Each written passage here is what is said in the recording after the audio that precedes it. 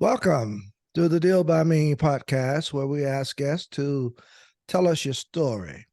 Hello there. This is Dr. James W. Smith, your host. We seek to transform lives by encouraging and inspiring. Someone encouraged and inspired this host, a former lawyer, gambler, inmate, and his life was transformed. The same can happen to you. When you listen to any of the Deal by Me podcasts, please support this podcast with a donation or a monthly recurring amount for as little as $3. A shout out to the latest supporters of this podcast: Olivia Marlborough, Clinton and Jonette Cozart, and Leonard and Cynthia Meekins. Check out my encouraging, inspiring, and transforming books. I'm available for speaking engagements, in-person and virtual seminars. So please contact me through my website, www.dealbyme.com. I have with me Phyllis E. Leavitt, co-directed a sexual abuse treatment program called Parents United in Santa Fe, New Mexico, and then went into private practice full-time.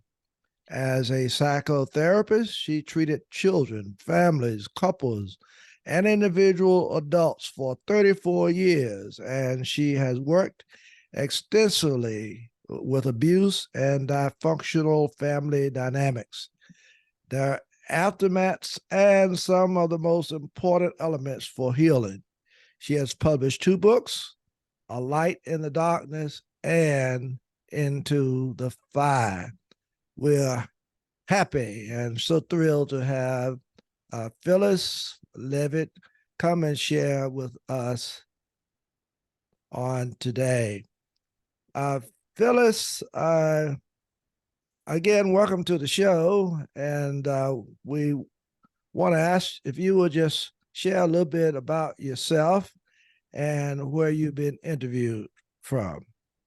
Yeah, I live in Taos, New Mexico, and I am a retired now psychotherapist, and I'm just focused on writing. And I just wrote a book that's about to be published called America in Therapy. And it's really about bringing everything I learned working with individuals and couples and families to look at how we could heal the family of America using the tools and the understanding we know about how family systems work.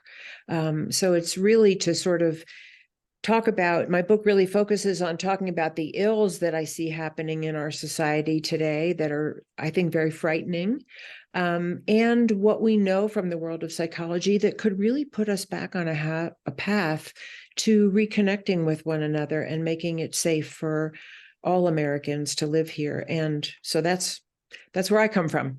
Okay, thank you so much, Phyllis, for sharing that. I must admit that your book is challenging, at least from reading your profile. It seemed to be very challenging. I haven't had a chance to look at any of your writings as of yet, but I have looked at your profile, and I must admit it is very, very intriguing and compelling. And in light of where we are in the world, it seems to be so fitting. That's and I think that's the amazing part about it. So is that the reason you wrote Write America in Therapy? Yeah, I mean, it's sort of a long story that I'll make really short.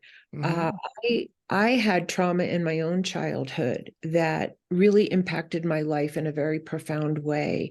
And, you know, I'm of a generation where nobody talked about psychology when I grew up. And so there was no context for what I felt like I was dealing with inside myself. I just didn't know what it was.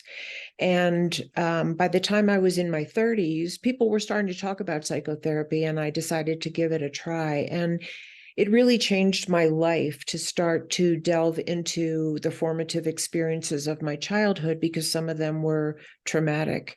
And it gave me a path to healing. And that's just the short version. And I became a psychotherapist. and worked with, all kinds of people. And I have been able to see, as many psychotherapists have, that the level of dysfunction and abuse and neglect in families in America today is very high. There are lots of people who are still out there functioning and looking okay, but they're really suffering inside from a lot of childhood trauma, societal trauma, and really global trauma at this point. And so basically, in a nutshell, what I realized from all the work that I did on myself and working with many, many, many hundreds of clients is that there's a huge population in our country and in the world of people who are suffering, still suffering severe trauma in terms of abuse and neglect and assault and injustice and poverty and discrimination, whether it's in their home or in their community or in our nation. And I would say probably the vast majority of these people have no recourse to get out of trauma and or have no way to get help and treatment for the after effects. And so I really wrote my book to highlight the desperate need we have to focus on our mental health. And by that, I also mean that we need mentally healthy leaders in our country who are committed to help policies and practices that affect the whole population of this country in ways that we would want good parents to treat their children, which is, you don't discriminate against one child. You don't starve one child. You don't blame a child for beating them. Well, you don't beat them, and then you don't blame them for beating them, and then you don't blame them for crying if you beat them. And these are all dynamics that I see coming down from the top in our country in many ways, not in all ways, and certainly not with all people. Okay. And I felt like I just had to take that context and blow it up. Okay. Well, that's okay. I assume that is the reason you think America is suffering a mental health crisis, because you've talked a little bit about that. Can you say a little bit more why you think America is suffering a mental health crisis in as brief as you can? What is Well, it? I think it's really global, but I'll just talk about America because I live here. I Mm-hmm. think there's many factors, and I couldn't begin to name them all. So I'm not going to pretend that I have like the one answer to why that's so. Mm-hmm. But I think one of the things is that as we develop, you know, people become more autonomous and they want to have a sense of themselves. They want to have their own sense of personal power, and they want to make their own decisions. And that's part of being an adult. Mm-hmm. But it can also go too far, where my sense of myself and what I want and what I strive for and what I believe becomes the whole picture, rather than that's within the context of what that truth is for everyone else, and what the good is, what the common good is, not just my good. And so I think it's almost a developmental stage that we're in as a country, among many other things. I mean, there's the influence of Okay. technology and the wars, and all of our history of coming from different nationalities and religions, and making a melting pot that didn't melt. um there's our history of persecution of Black people and Native Americans. There's all these factors, but one of the factors that I'm just highlighting here is that we have this investment in individualism that seems to have lost its sense of the good of the whole, and the need of other people to have an equal and equally valid voice at the table. And so we see this like bickering and fighting and nasty, hostile rhetoric coming down from the top as a role model for our population of how we're supposed to be dealing with conflict. And now that we have weapons of mass destruction that could actually destroy life as we know it, the stakes are very high to work this out in a different way. That's where I come from. I hear you very well, Phyllis, because when I was looking at your profile, I'm saying to myself, this is awesome. It's right in the middle of look like what we're going through now. So wow, this is so very powerful. Can you make a correlation between the mental health of the individual family, because of the work you do, and the family of America. Yeah. Could you kind of make a correlation between the two? Yeah, and let me just say as a preface to that, just Okay. one of the points that I want to emphasize is the beauty of psychology and psychotherapy in today's conversation, Okay. that it's nonpartisan. The work of psychotherapy and psychology is healing human relations. It's not having one person win and beat the other person or conquer them or suppress them. It's really about healing our human relations. Mm-hmm. And that's what's missing, I think, from the highest levels of rhetoric about what's good for the country. What's good for the country is what's good for a family, which is that the parents get along, that the parents work out their problems, that the parents have good parenting skills with their children, and that they empower their children to grow up to be empowered adults. And they provide for all their children.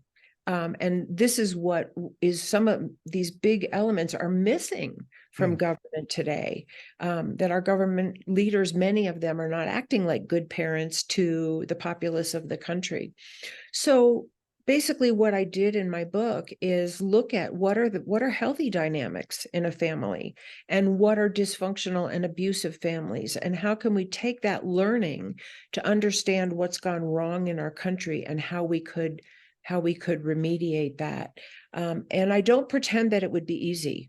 It wouldn't be easy. Just like if you had a family where there was overt abuse going on, come to therapy, and probably they'd have to be legislated to come to therapy. It's not easy work.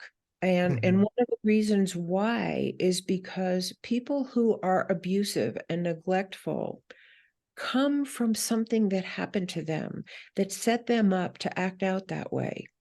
So we're talking about intergenerational passing down of policies and practices, whether it's in the home or in the upper reaches of government, that are learned behaviors that we've been conditioned in our country and probably around the world to believe that certain people are deserving of abuse, that they're less worthy, that they're inferior, that if they're poor, they deserve to be poor, and that if they ask for help, they're being entitled, rather than looking at that there's a family context that's keeping a person in a position of poverty, whether it's the wage structure or the disappearance of the middle class or the myth that there was going to be trickle down from the wealthiest, all of these things.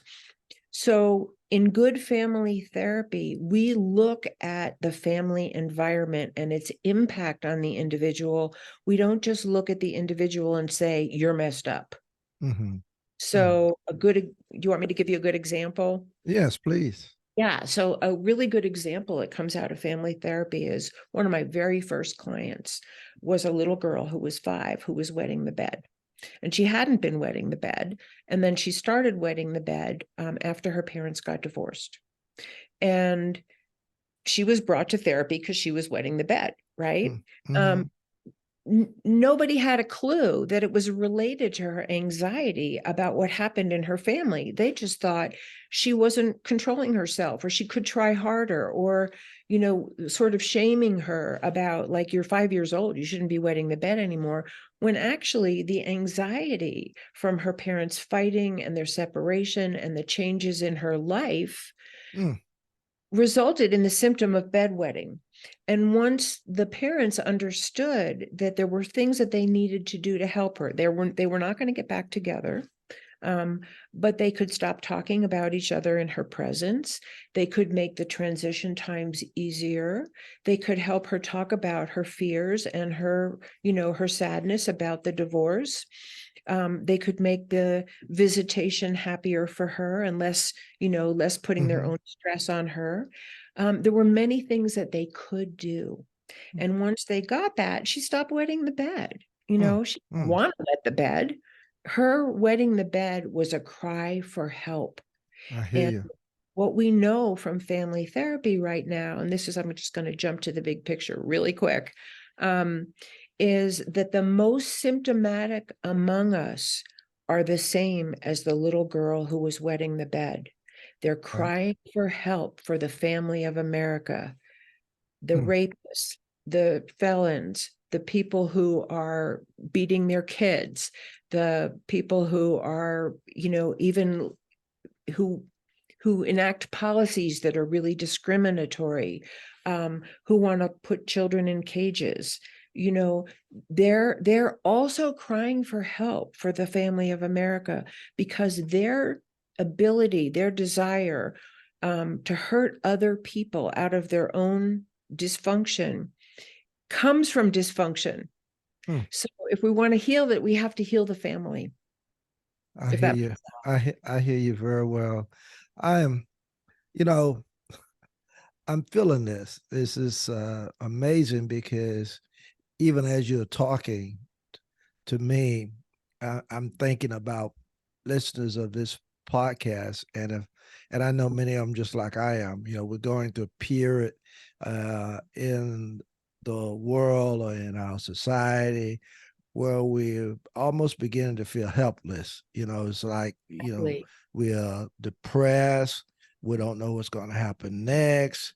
We're in a state of of kind of like, maybe this is not the best term, but just trying to wait for tomorrow and not knowing what tomorrow is going to be like.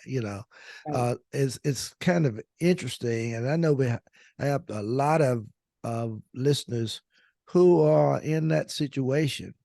So if you were to give, a piece of advice that will give some encouraging, inspiring words to them, what would you say? I think, and I'm really glad you said that, because I think a lot of people feel this way. I think a lot of people feel like maybe the human race just isn't going to make it, or maybe my whole community isn't going to make it. And it's easy to feel resigned, and it's easy to wall off, because it just feels like the only way to protect yourself.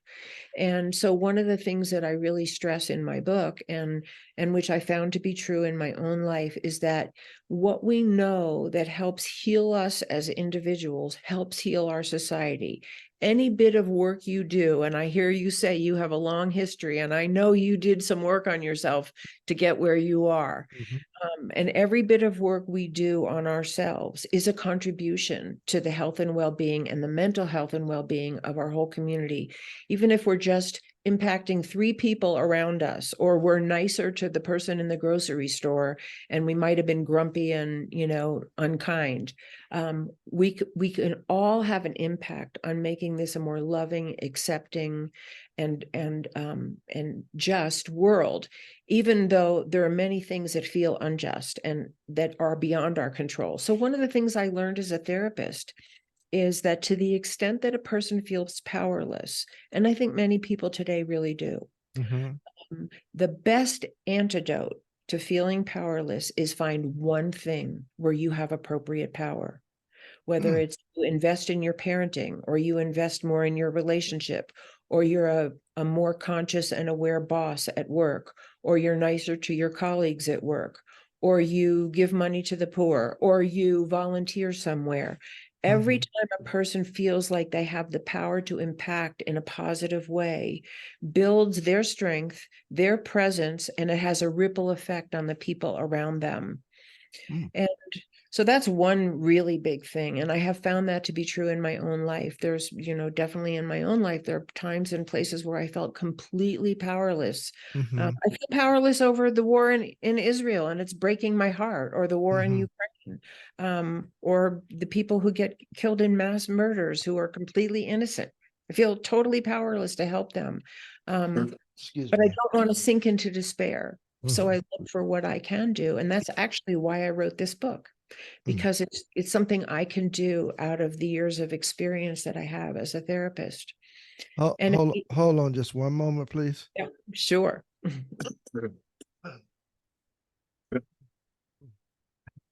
Boy, I have to do some editing of this. I don't know why I got this coughing spell. Sorry. No, Okay.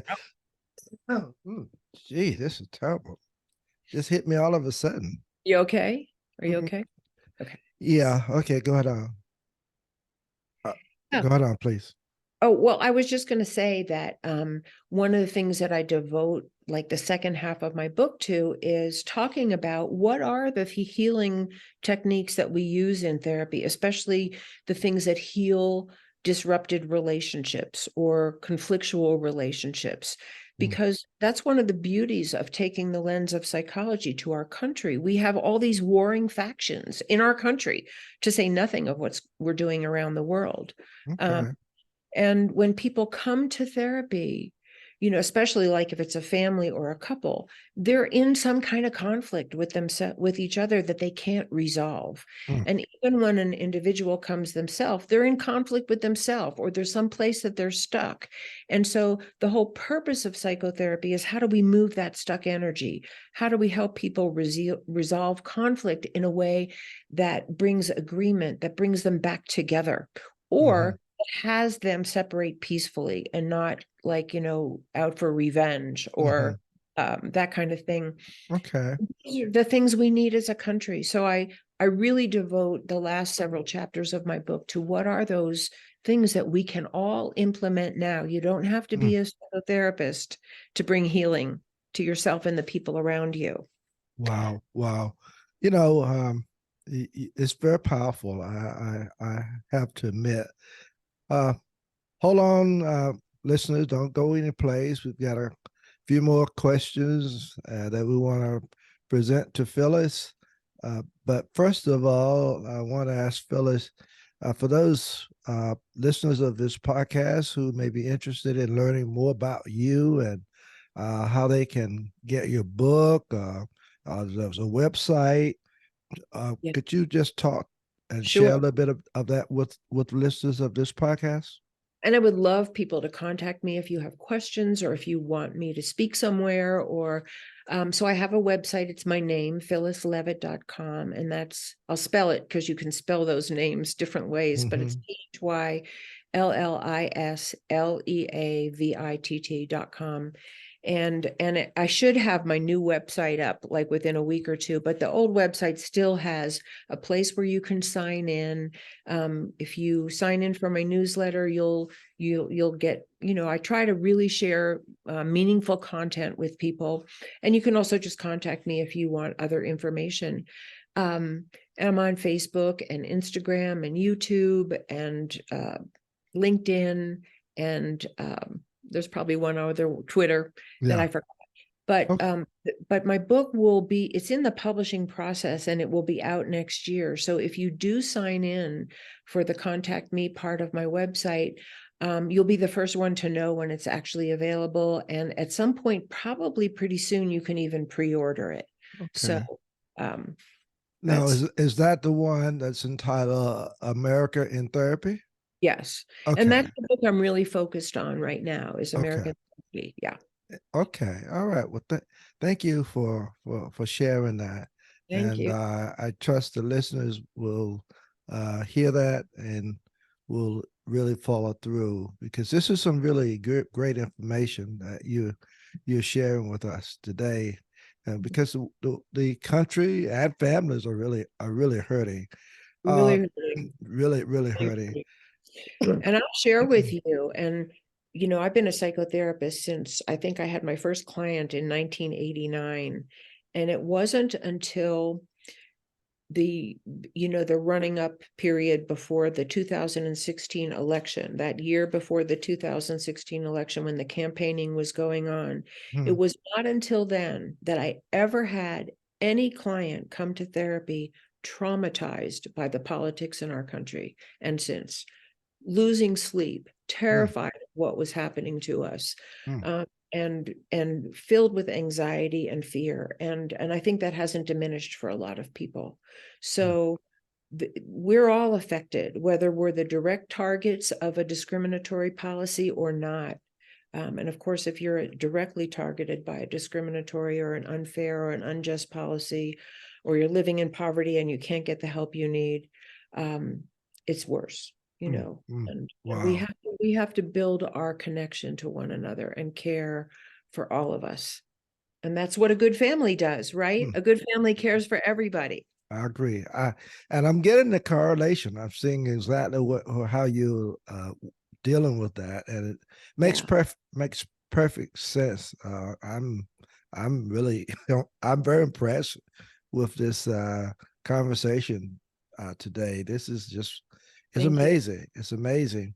And You heart's desire to share this with everyone, because I don't think the man on the street really does understand psychology. We don't even have that as a fundamental course in our mhm. school system, which it should be, you know. Uh, I think you talk about trying to understand family dynamics and family therapy, how it helps America heal divisiveness and violence. So Right. I think that's a good way of looking at it. Am I correct? Absolutely. That's my purpose, Mm-hmm. because we're suffering, you know, and it's Yeah. only escalating. Mm, Um, you know, mm, the number of random mass shootings is just, it's just beyond comprehension. I And agree. then we have to understand that not only the tragedy of that kind of mass shooting of completely innocent people, but also that we have this many hurting people that are so disconnected from their own humanity and from their connection to others that they're driven to do something like this. It's almost inconceivable. Mm, And of course, many of those people are suicidal. So they're right. going down and they're taking out other people out of their pain. Mm, mm. So, what is the new, understanding of victims and Mm. perpetrators Yeah. uh, that we need? So one of the things I talk about and that I really learned, and a lot of what I learned as a therapist. You know, you learn certain things in graduate school that are fabulous, and then you Mm, learn like in the trenches, right? yeah. And I would say one of the big learnings that I had from being a therapist is that in an abuse situation, and let's just take a family, in an abusive family, if no one intervenes, the abuse doesn't stop, and you don't get any help or rescue from being hurt by people, especially by people that you depend on and Mm-hmm. have some kind of connection to. um, but it can be by anyone. There's two main outcomes. There's lots of symptoms, but there's two main outcomes. And the two main outcomes that I have witnessed are um, either learned helplessness, like you learn to be helpless because it was dangerous to resist the abuse. It maybe got you further abuse, or it got you excommunicated, or you got more shame and blame. So you just learn to shut down and take it and submit because it feels scary to resist and Mm, feels threatening. Or you do what is called identify with the aggressor. And those are people who will do anything not to feel the vulnerability of being victimized. And so they take on the role of someone who has aggressive tendencies that were role modeled for them. And these are the people that become the bullies. mm-hmm. And these are the kids that often become the bully on the playground. They're hurting kids, Mm, but we don't see them that way. We just see them as bad kids, you know. And so my learning, and I'm not saying every single human being fits these two categories, but these are general categories that we either learn to be helpless or we learn to be aggressive. And guess what? Aggressive people look for people who learn to submit, and people who learn to submit and feel helpless are unconsciously drawn to those who will dominate them. And we okay. see this a lot in families, and we see this playing out in America, that there are people who are just totally invested in being the dominator, Mm, and they look for populations of people that they can dominate. And this is very, very frightening for the mental health of the country. wow. We Wow. need to interrupt this dynamic. Mm. Well, let me ask you this last question, and we will bring this to a conclusion. What changes do you see could be implemented on a national, level Yeah, to promote healing, of our great divides, power struggles and right. armed hostilities, which seems to be something that we're dealing with now. And I'm kind of curious as to how you would answer that. There's would so you say? many answers to the question, so I'll highlight a few things, but there's, I could talk for an hour and you probably could too, or more. Mm-hmm. But I think some of the things are, we need to allocate our tax dollars to families, to living wages, to better housing, to access for education for all children, to mental health, counseling, mediation services, anti-bullying programs, for families. We need our tax dollars to go to the people who paid the taxes. Mm. And not to supplying the weapons industry, which is like, I don't remember now the percentage, but some inordinate amount of money goes to creating more weapons of mass destruction and sending them all over the world, when we know that it will never work. All we do is kill more people. And it's just a horrible tragedy. I think I read this morning that they think 700 more people were killed in Gaza. 700 what? Children and women and innocent, completely innocent people who have nothing to do with this. And it's just, it just makes no sense. We're not logical. We're not operating on logic. So, resources into our families, because the more we provide for our families, the healthier our children are going to be. And the more functional adults they're going to be going into the world. And if there's one thing that healing our wounds does for, and this, I don't know your story, but I see you, and you said, your history, and you salvaged something from probably a difficult history, and you found light at the end of the tunnel, or you're finding it. We're finding it. And you have that to share with other people. And the more we can offer that to our brother and sister human beings, the more people we have out there who are safe for us, who have something to contribute, and who can be their best selves for all the people around them. And we're not doing that right now. Wow. We're tearing people down. Well, what an awesome interview. What a compelling story. And I'm just so thankful to have had you share with us today. I tell you, you are just awesome, Phyllis. You're awesome. And you're awesome. Well, thank You're you. awesome. Well, thank you so much. And there you have it, Phyllis Leavitt, sharing with us today. It has been awesome. And so we say until next time, peace and blessings to each of you. You too. Thank you.